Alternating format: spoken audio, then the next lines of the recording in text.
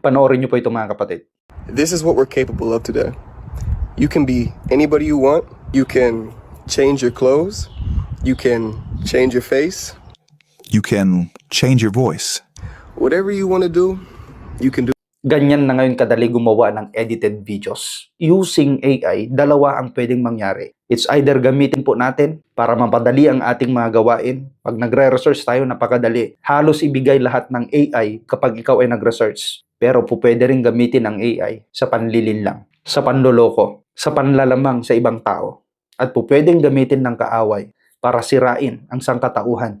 Ano ba ang sinasabi ng Biblia tungkol sa artificial intelligence? Actually po, wala pong eksaktong word na artificial intelligence sa Biblia. Pero meron pong sinasabi ang Daniel 12:4. Sa last days, sa end times, magkakaroon ng explosion of knowledge. At ito yung isang halimbawa sa sinasabi sa Daniel 12:4.